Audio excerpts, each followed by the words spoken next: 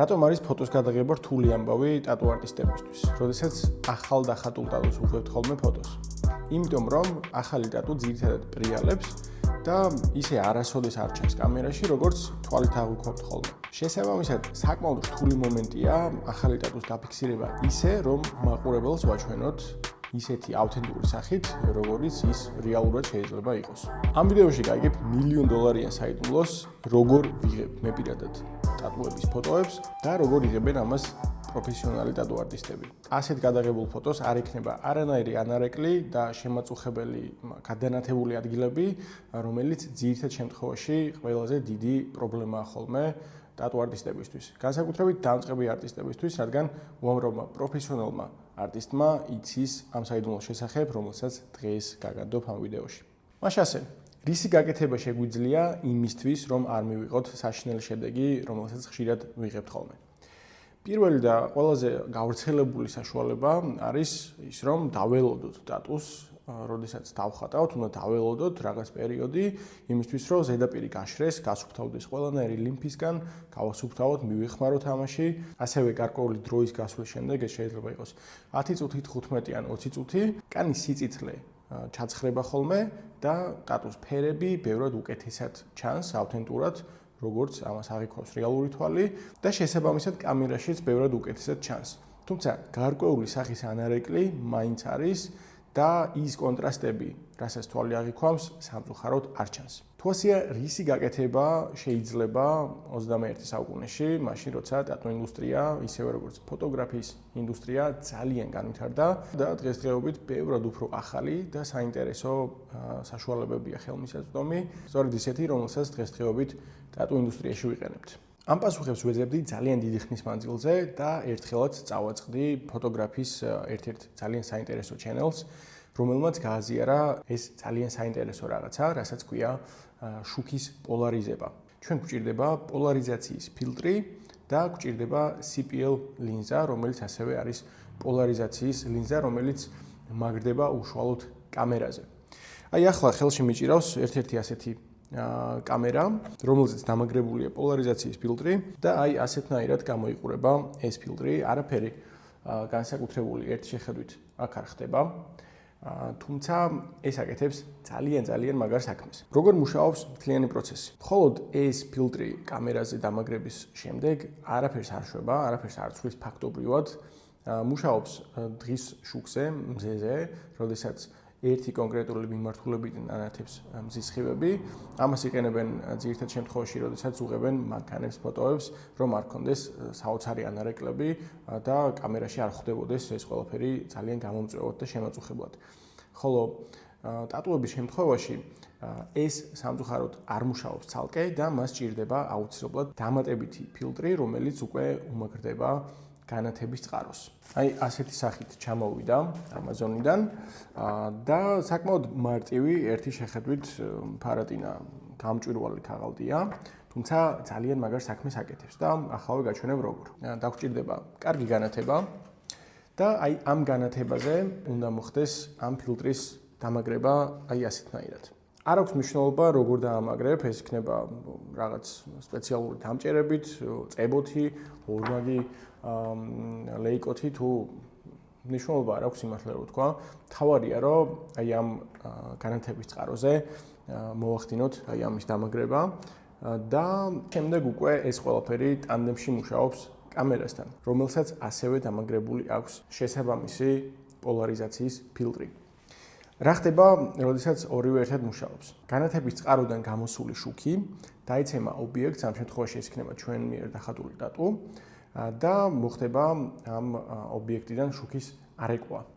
რაც ძალიან ჩვეულებრივი პროცესია, რომელიც ყოველთვის ხდება ხოლმე, როდესაც ტატუას უღებთ ფოტოს, თუმცა პოლარიზაციის ფილტრი გვეხმარება, რომ არ გაიშალოს და სხვადასხვა მიმართულებით არ წავიდეს. ხოლო ეს მიმღები CPL ფილტრი, რომელიც კამერაზეა დამაგრებული, ამ შუქს ერთი მიმართულებით მიმართავს, ასე რომ ვთქვათ, და ხელს უწყობს იმას, რომ არ არსებობდეს გარკვეული სახის გამომწვევი განათებები, რომელიც შეიძლება საერთოდ ჩრდილობდეს ხოლმე გარკვეულ მომენტებში ახალ დახატულ ტატუს. აი აქ შეგიძლია ნახო მაგალითი, როგორ მუშაობს კამერა ფილტრის გარეშე, რომ CPL ფილტრის გარეშე და როგორ მუშაობს ფილტრთან ერთად, ძალიან დიდი სხვაობაა რეალურად. მაგრამ ყველაზე კარგი ის არის, რომ ჩვენ ამით არ ვატყუებთ მომხმარებელს, არ ვატყუებთ ადამიანს, რომ ძალიან მაგარი რაღაც დავხატეთ. რეალურად თუ მართლა კარგი ნახატია, მაშინ ამ ნახატს წარმოაჩენ რეალურად ისეც, როგორიც მართლა არის რეალობაში. ხოლო თუ ცუდი ნახატია, იქ თუ ხაზი გაგექცა რაღაც არასწორად გააკეთე, ესეც ძალიან კარგად გამოჩნდება. შესაბამისად, ეს არ არის ის ფილტრი, რომლითაც ჩვენ ვცვლით რეალობას, რეალურად ეს არის ფილტრი, რომელიც გვეხმარება უკეთესად წარმოვაჩინოთ რეალური შედეგი. კიდევ ერთი ძალიან კარგი ამბავი იმ ადამიანებისთვის, რომლებიც კამერას არ იყენებენ, ის არის, რომ ამ ფილტრის გამოყენება შეგიძლია მობილურზე და აი ასეთი რაღაც იყიდება ასევე ონლაინ შოპებში. ამასაც აწერია CPL ფილტრი, რომელიც არის ამ შემთხვევაში 37 მმ-იანი და აი ამ მილიმეტრებს საკმაოდ დიდი მნიშვნელობა აქვს, გააჩნია რამხელა ლინზა აქვს შენს მობილურს, რომელთაც იღებ ხოლმე. ძირითად შემთხვევაში, მაგალითად ამ მობილურისთვის, iPhone-ისთვის ეს ფილტრი ცოტა პატარაა, თუმცა მაინც ვიყენებ, იმიტომ რომ ვიცი რომელი კამერა მუშაობს კონკრეტულ სიტუაციაში და აი ასეთნაირად შეიძლება რომ დაამაგრო ამ კამერაზე ეს ფილტრი და შემდეგ, როდესაც უკვე ტანდემში მუშაობს იმ ფილტრთან, რომელიც შუქის წყაროზე დავამაგრე, აუცილებელია ვიპოვოთ ოქროს შუალედი, აი ამ მრგვალი რაღაცის დატრიალებით და სწორედ ამ დროს ხდება ნამდვილი სასწაული და შენ თვალწინ გაქრება ხოლმე ის ძალიან ცუდი ანარეკლები და ჰაილაითები, რომლებიც არ გინდა რომ შენს ობიექტივში ჩანდეს. სხვათა შორის ამ ვიდეოს სრული ვერსია დაიდება Patreon-ზე, რომლის ლინკიც შეგიძლია ნახო აი ამ ვიდეოს აღწერაში და ბევრად უფრო მეტი ინფორმაცია მიიღო ამ ყველაფერთან დაკავშირებით, თუ გაინტერესებს როგორ უნდა გადაიღო პროფესიონალური ფოტოები და როგორ უნდა წარმოაჩინო შენი პორტფოლიო პროფესიონალურად. ასევე მინდა გაითვალისწინო ის მომენტი, რომ ყოველთვის ჯობია გადაიღო კამერით, რომელიც შეიძლება იყოს არც ისე ახალი და არც ისე ძვირიანი, თუმცა მობილურით გადაღებულ ფოტოს და ვიდეოსაც ყოველთვის ჯობია კამერით გადაღებული მასალა, რომელიც შეიძლება რო ხარისხში გადაიღო, ან უბრალოდ კამერით გადაიღო ყველანაირი სეტინგების მოდიფიკაციის გარეშე, რადგან კამერით გადაღებული ფოტო ბევრად უკეთეს ხარისხს გაძლევს საბოლოო ჯამში, ვიდრე მობილურით გადაღებული ფოტო. არ აქვს მნიშვნელობა, რამდენად ახალი მობილური გაქვს, რადგან ეს მოწყობილობა არის კონკრეტულად შექმნილი ფოტოების და ვიდეოების გადაღებისთვის. შესაბამისად, მას გააჩნია ბევრად უფრო დიდი სენსორი, რომელიც აღიქვამს შუქს, რომელიც აირეკლება ხოლმე ობიექტიდან, ამ შემთხვევაში ჩვენ ტატუებზე ვსაუბრობთ და შესაბამისად, ბევრად უფრო მეტი ინფორმაცია შემოდის აი ამ მოწყობილობის სენსორზე, ვიდრე შედის ხოლმე ჩვეულებრივი მობილურის, თუნდაც ახალი მობილურის სენსორზე. რას გვაძლევს ეს საბოლოო ჯამში? რა განსხვავებას გვაძლევს? რეალურად ყველაზე მთავარი მომენტი გადაღების შემდეგ არის ფოტოს დაედიტება და ამ დაედიტების დროს, რა თქმა უნდა, არ უგულისხმობ ისეთ რაღაცას, სადაც შენ ცვლი ტატუებს. გულისხმობ მხოლოდ ფერების მოდიფიკაციას, სადაც შეიძლება ტატუს გარშემო არსებული სიწითლე იყოს ძალიან თვალშისაცემი და რეალურად არანაირად არ არის საჭირო ეს ნახოს სხვა ადამიანმა. როდესაც მით უმეტეს შენ პორტფოლიოზე დებ ამ ფოტოს. ხო, შესაბამისად, ეს სიწითლე სასურველია რომ ავაშოროთ და სასურველია რომ ზუსტად იმ მომენტამდე მივიყვანოთ, როგორც აღიქვამს მას ჩვენი რეალური თვალი. ანუ როგორც არის რეალურად აღქმადი. ანუ არასოდეს არ ვცვლი რეალურად მე პირადად ჩემს ტატუებს ვიზუალურად, არასოდეს არ ვასწორებ რაღაცებს და ვინც ამას აკეთებს რეალურად არ არის მანდამაინც სწორი საქციელი, იმიტომ რომ არ უნდა მოატყუო ადამიანი და ის უნდა აჩვენო, რასაც რეალურად აკეთებ. ნუ ეს ჩემი აზრია ყოველ შემთხვევაში, მაგრამ რა თქმა უნდა სრულიად დასაშვებია ფოტო დავამუშავოთ ისეთნაირად, რომ იყოს მაქსიმალურად ესთეტიურად კარგი თვალისთვის და მაყურებლისთვის, ხო?